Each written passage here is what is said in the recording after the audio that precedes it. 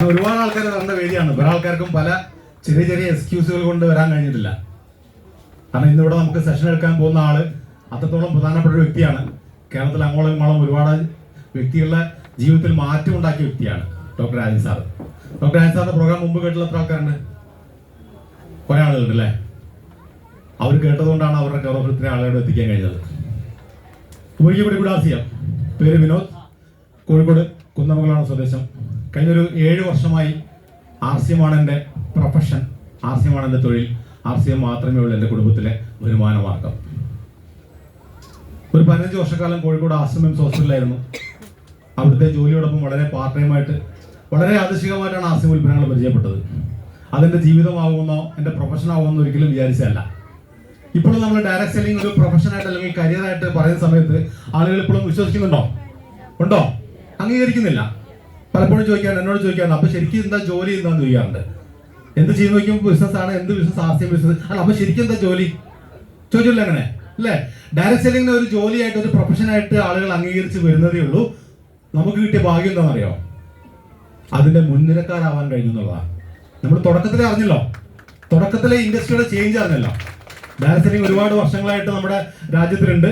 പക്ഷേ അതിന്റെ യഥാർത്ഥ പവറിലേക്ക് വന്നുകൊണ്ടിരിക്കുന്നത് ഇപ്പോഴാണ്. അപ്പം RCMന്റെ ഈ ഒരു അവസരങ്ങളുടെ ലോകത്തിലേക്ക് നിങ്ങൾക്ക് എല്ലാവർക്കും ഹാർദവമായിട്ട് സ്വാഗതം. അവസരങ്ങളുടെ ലോകമാണ് ഇന്നത്തെ ലോകം. അവസരങ്ങളുടെ ഒരു കലവറയാണ്, ശരിക്കും അവസരങ്ങളുടെ കലവറയാണ്. പക്ഷെ അത് മനസ്സിലാക്കുന്നവർക്ക് മാത്രമാണ് അവസരം കിട്ടുക. ഓപ്പർച്യൂണിറ്റി നമ്മുടെ മുമ്പിൽ വന്ന് കിട്ടും അല്ലെ? നമ്മുടെ മുമ്പിൽ നമ്മുടെ ഡോറിൽ വന്ന് കിട്ടും. Opportunity come and knock your doors once in a while, വല്ലപ്പോഴും ഒരിക്കൽ. പക്ഷെ അതൊരു ഒരു അവസരമാണെന്നും എനിക്കുള്ള അവസരമാണെന്നും തിരിച്ചറിഞ്ഞ് അതിനനുസരിച്ച് ആക്ട് ചെയ്യുന്ന ആളുകളാണ് ലൈഫിൽ സക്സസ് ആവുക. അത് ഏത് രംഗത്താണെങ്കിലും. അപ്പൊ നമുക്കൊന്ന് ആക്ട് ചെയ്യുകയാണെങ്കിൽ നമുക്ക് എന്തൊക്കെ ചെയ്യാൻ പറ്റും? ഇപ്പൊ ജീവിക്കുന്ന ജീവിതത്തിൽ നിങ്ങൾ തൃപ്തരാണോ? സ്വയം ചോദിക്കുന്ന ചോദ്യങ്ങളാണ്. നിങ്ങളോട് തന്നെ നിങ്ങൾ ചോദിക്കുന്ന ചോദ്യങ്ങളാണ്. ഇപ്പൊ ജീവിക്കുന്ന ജീവിതത്തിൽ തൃപ്തരാണോ? മെച്ചപ്പെട്ട മറ്റൊരു വരുമാന മാർഗം ആഗ്രഹിക്കുന്നുണ്ടോ? മെച്ചപ്പെട്ട ഒരു ബിസിനസ് ചെയ്യണമെന്ന് ആഗ്രഹമുണ്ടോ? എത്ര ആഗ്രഹമുണ്ട്? ഇപ്പൊ ജീവിക്കുന്ന ജീവിതത്തിൽ തൃപ്തർ മാത്രം കൈപോക്കാവോ? ഇപ്പൊ ജീവിക്കുന്ന ജീവിതം, ഇപ്പൊ കിട്ടിക്കുന്ന വരുമാനം, ഇപ്പോൾ ഉള്ള ആരോഗ്യം, ഇപ്പോൾ ഉള്ള സാമൂഹിക സ്റ്റാറ്റസ്, ഇതിലെല്ലാം തൃപ്തരാണെന്ന് ആർക്കും ഇല്ല. അങ്ങനത്തെ അഭിപ്രായം 1-2 ആൾക്കാർ മാത്രം കൈപോക്കിയിട്ടുണ്ട്. ഇനി കൈപോക്കേണ്ടത് പൊക്കണോ വേണ്ടോ എന്നുള്ള കൺഫ്യൂഷൻ പോലെ കാര്യം കൊണ്ട് വ്യക്തമായിട്ട് ബോധ്യപ്പെട്ടില്ല. ഞാനൊരു ജോലിക്കാരനായിരുന്നു. ജോലിക്കാരെ സംബന്ധിച്ചോളം ശരിയാണെങ്കിൽ നിങ്ങളിൽ എംപ്ലോയീസ് എത്ര ആൾക്കാരുണ്ട്? ശരിയാണെങ്കിൽ പറയണം. മാസത്തിൽ നമുക്ക് സാലറി മിനിമത്തിലൊക്കെ ആണെങ്കിൽ ലാസ്റ്റ് വർക്കിംഗ് ഡേയിൽ സാലറി അക്കൗണ്ടിൽ ക്രെഡിറ്റ് ആവും, കറക്റ്റായിട്ട് ക്രെഡിറ്റ് ആവും. ഏകദേശം ഒരു 10-ാം തീയതി ഒക്കെ ആകുമ്പോഴത്തേക്ക് ഏകദേശം കാര്യങ്ങളൊക്കെ തീരുമാനത്തിലെത്തും. 15-ാം തീയതി ആകുമ്പോഴേക്കൊക്കെ ദാരിദ്ര്യത്തിലേക്ക് കടക്കും. അങ്ങനെയാണോ എംപ്ലോയീസ്? ആണോ? അങ്ങനെ തന്നെ എംപ്ലോയീസ് അങ്ങനെ ആവുള്ളൂ, അങ്ങനെ ആവാനേ കഴിയുള്ളൂ. കാരണം നമുക്ക് നമ്മുടെ വരുമാനത്തിനനുസരിച്ച് നമ്മൾ ഒരുപാട് ചെലവുകൾ കണ്ടെത്തി വെച്ചിട്ടുണ്ട്.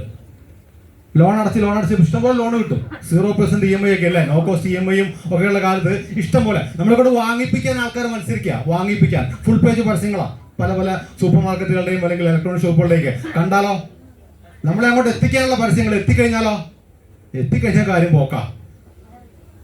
നമ്മൾ വലിയൊരു ഹൈപ്പർ മാർക്കറ്റിൽ കയറി കഴിഞ്ഞിട്ടുണ്ടെങ്കിൽ നമുക്ക് വെറുതെ കാണാൻ കയറി ഇറങ്ങിക്കഴിഞ്ഞാൽ ഒരു 1500 രൂപ പോകുന്ന പോക്കല്ലേ? ശരിയല്ലേ? അപ്പൊ നമുക്ക് എവിടെ എത്തുന്നില്ല, നമ്മുടെ ജീവിതത്തിൽ എവിടെ എത്തുന്നില്ല. പക്ഷേ പ്രോബ്ലം എന്താണ്? നിലവിലുള്ള ജോലിയും വരുമാന മാർഗവും വിദ്യാഭ്യാസവും സാമൂഹിക പശ്ചാത്തലവും കൂടാതെ പ്രായവും മെച്ചപ്പെട്ട ജീവിതത്തിലേക്ക് എത്തിച്ചേരാൻ തടസ്സമാണെന്ന് തോന്നലുണ്ടോ? നിലവിലുള്ള ജോലി, നിലവിലുള്ള വിദ്യാഭ്യാസ യോഗ്യത, നിലവിലുള്ള സാമൂഹ്യ പശ്ചാത്തലം, നിലവിലുള്ള വരുമാനം അല്ലെങ്കിൽ പ്രായം, ഇതൊക്കെ നമുക്കൊരു മെച്ചപ്പെട്ട ജീവിതത്തിൽ എത്തിച്ചേരാൻ തടസ്സമാണോ? കഴിഞ്ഞ ദിവസം ഒരാൾ പറഞ്ഞാണ്, ഒരു വ്യക്തി 40 വയസ്സ് കഴിഞ്ഞു സാറേ, ഇനിയിപ്പോ എന്ത് സ്വപ്നം എന്ന് ചോദിച്ചത്. എത്ര വയസ്സ് കഴിഞ്ഞു? 40 വയസ്സ് കഴിഞ്ഞു സാറേ, ഇനി എന്ത് സ്വപ്നം? 40 വയസ്സ് ജീവിതം കഴിഞ്ഞു വന്നിരിക്കുക. പല ആൾക്കും അങ്ങനെയാ. ഒരു 40-45 വയസ്സ് കഴിഞ്ഞപ്പോഴത്തേക്ക് നമുക്ക് ജീവിതത്തിൽ നിരാശ ബാധിക്കും. ഇനിയിപ്പോ എന്ത് ജീവിതം അല്ലേ? ഇനിയിപ്പോ അങ്ങനെ തട്ടിമുട്ടി. കാരണം പുതിയൊരു ജോലി കണ്ടെത്താൻ കഴിയില്ല, പുതിയൊരു ബിസിനസ് കണ്ടെത്താൻ കഴിയില്ല, ലോൺ എടുത്ത് ബിസിനസ് ചെയ്യാൻ ധൈര്യമില്ല. കാരണം നമ്മുടെ കൺമുമ്പിലുള്ളത് എക്സാമ്പിൾസ്, പൊട്ടിപ്പൊളിഞ്ഞ ആൾക്കാർ എക്സാമ്പിൾസാ. പിന്നെ എന്ത് ചെയ്യാൻ പറ്റും? അപ്പൊ അതൊരു തടസ്സമാണ് നമുക്ക് തോന്നലുണ്ടെങ്കിൽ എന്ത് വേണം? ജീവിക്കാൻ വേണ്ടിയല്ലേ ജീവിക്കുന്നില്ലേ? ഞാൻ ഉറപ്പ് പറയാം, എത്ര മനുഷ്യായുസ് എത്രയാ? ഒരു മനുഷ്യായുസ് എത്രയാ പറയാൻ പറ്റും ആൾക്ക്? 120 ആണെന്ന് പറയുന്നില്ലേ? ഇവിടെ സ്ഥിരമായിട്ട് നമ്മൾ കേൾക്കുന്നുണ്ട് ആൾക്കാർ, ഈ മുൻനിര ആൾക്കാർ 120 വിളിച്ചത്. ഞാൻ പറയുന്നത് 120 അല്ല. പുതിയ പഠനങ്ങൾ പറയുന്നത് ഒരു മനുഷ്യന്റെ ശരീരത്തിലെ ഓർഗൻസ് ഒക്കെ 150 വയസ്സ് വരെ പ്രവർത്തിക്കാൻ പാകമുള്ളതാണെന്നാണ് പറയുന്നത്. കേട്ടിട്ടുണ്ടാരെങ്കിലും? അങ്ങനെ ഉണ്ട്. 150 വയസ്സ് വരെ ജീവിക്കാൻ നമുക്ക് ഓപ്പർച്യൂണിറ്റി ഉണ്ട്. അങ്ങനെയാണെങ്കിൽ ഇവിടെ ഇരിക്കുന്ന ഭൂരിപക്ഷം ആൾക്കാരും ഇനി ഒരു 100 വയസ്സ് വരെ ജീവിക്കും അല്ലേ? വേണ്ട, നെക്സ്റ്റ് ഒരു 40-50 വയസ്സ് വർഷം കൂടെ ഇനിയുള്ള നമ്മളൊക്കെ ജീവിക്കും നമ്മൾ സങ്കല്പിച്ചോളൂ. അതിനുള്ള സംവിധാനങ്ങൾ ഇവിടെ ഉണ്ട്. അങ്ങനെയാണെങ്കിൽ വരുമാനം എങ്ങനെ ഉണ്ടാവും? ഇപ്പോൾ ഒരു 60 വയസ്സുള്ള ആളാണെങ്കിൽ ഇനി ഒരു 40 വയസ്സോട് ജീവിക്കണമെങ്കിൽ ഇനിയുള്ള പ്രായം എന്താണ്? ജോലി ചെയ്യാനുള്ള ആരോഗ്യം കുറഞ്ഞു വരുന്ന കാലഘട്ടമാണ്. ഇനി പോയിട്ട് ഒരു ഡിഗ്രിയോ MBA ഒക്കെ പഠിച്ച് പുതിയ ജോലി കണ്ടെത്താൻ പറ്റുമോ? നടക്കുന്ന കാര്യമല്ല. അപ്പൊ എന്താ ഓപ്പർച്യൂണിറ്റി? മാന്യമായിട്ട് ജീവിക്കണ്ടേ? നല്ല ജീവിത നിലവാരത്തിൽ എത്തണ്ടേ? അവിടെയാണ് നമുക്ക് വലിയൊരു ഓപ്പർച്യൂണിറ്റി ഞാൻ പരിചയപ്പെടുത്താൻ പോകുന്നത്. നമുക്ക് ഇന്ന് ലോകത്തിലുണ്ട് ഡയറക്ട് സെല്ലിംഗ് എന്നുള്ള ഓപ്പർച്യൂണിറ്റി. ഡയറക്ട് സെയിൽസ് 21-ാം നൂറ്റാണ്ടിലെ ബിസിനസ് ഓപ്പർച്യൂണിറ്റി ഡയറക്ട് സെല്ലിംഗ് അറിയപ്പെടുന്നത്. Direct selling. പക്ഷെ ഡയറക്ട് സെല്ലിംഗ് എന്താണെന്നും അതിന്റെ സാധ്യതകൾ എന്താണെന്നും ഇപ്പോഴും ആളുകൾ മനസ്സിലാക്കി വരുന്നേ ഉള്ളൂ. ആദ്യമേ മനസ്സിലാക്കാൻ പറ്റിയ കുറച്ച് ആളുകളാണ് നമ്മളെല്ലാവരും. ഒരു കൈയടി ഒരിക്കൽ കൂടി നമുക്ക് വേണ്ടി ആവാം. കൈയടിക്കുന്നവരൊക്കെ വ്യാപ്തികൾക്ക് ഭാവിയിൽ മനസ്സിലാവും എന്തിനാണ് കൈയടിച്ചെന്നല്ലോ. ജോലി പോലെ ചെയ്യാൻ കഴിയുന്ന ഒരു ബിസിനസ്, അല്ലെങ്കിൽ ബിസിനസ് പോലെ ചെയ്യാൻ കഴിയുന്ന ഒരു ജോലി. ശരിയാണോ? ആണോ?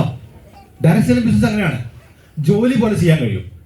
ജോലി എങ്ങനെയാ? നിശ്ചിത സമയം, നിശ്ചിത വർക്ക് ഒക്കെ ഷെഡ്യൂൾഡാണ്. ബിസിനസ് എങ്ങനെയാ?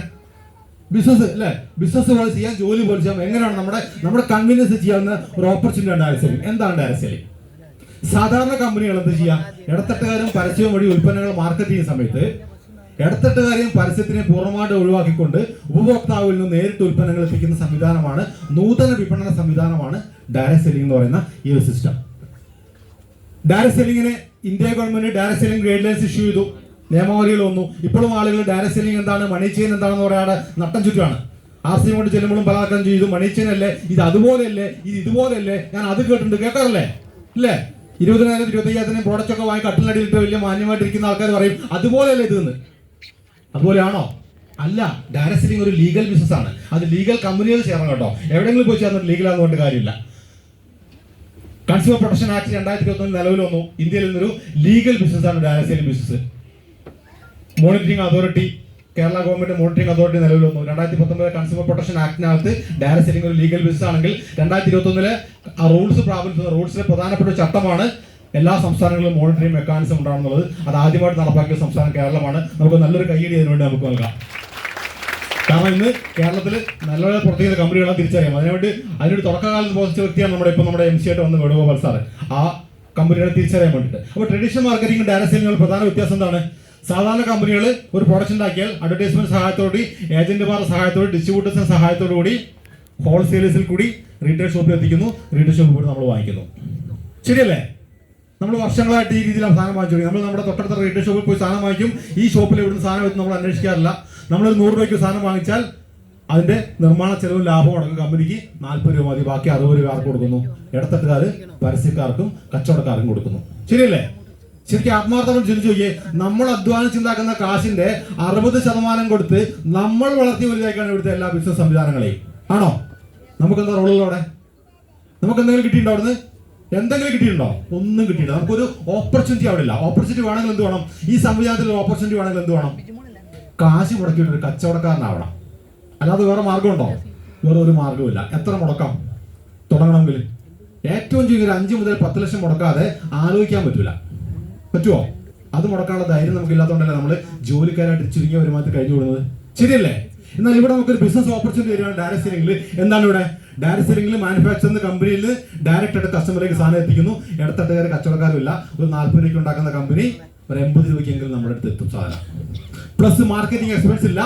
അത് ആ ഓപ്പർച്യൂണിറ്റി നമുക്ക് ഉപഭോക്താക്കൾക്ക് തന്നിരിക്കുകയാണ്. ഡയറക്ട് സെല്ലിംഗിൽ ബിസിനസ് ചെയ്യാനുള്ള ഓപ്പർച്യൂണിറ്റി നമുക്ക് തന്നിരിക്കുകയാണ് വിത്തൗട്ട് എനി ഇൻവെസ്റ്റ്മെന്റ്.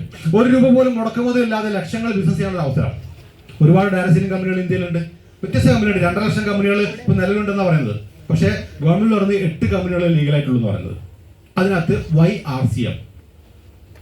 ഈ സ്റ്റേറ്റിൽ നിന്ന് ഞാൻ പറയും ഇന്ത്യയിലെ ഏറ്റവും വലിയ ഡയറക്ട് സെല്ലിംഗ് കമ്പനി അല്ലെങ്കിൽ the best direct selling company RCM ആണെന്ന് ഇവിടെ ഞാൻ ധൈര്യമായിട്ട് പറയും. കാരണം എനിക്ക് RCM അറിയാം. നിങ്ങൾക്ക് എല്ലാവർക്കും പൂർണ്ണമായിട്ട് അറിയാത്തതുകൊണ്ടാണ് നിങ്ങളുടെ കയ്യടിയുടെ വലിപ്പം കുറഞ്ഞു പോയത്. അല്ലേ? ശരിയാണോ? അന്ന് കൈയടിച്ച RCM YRCM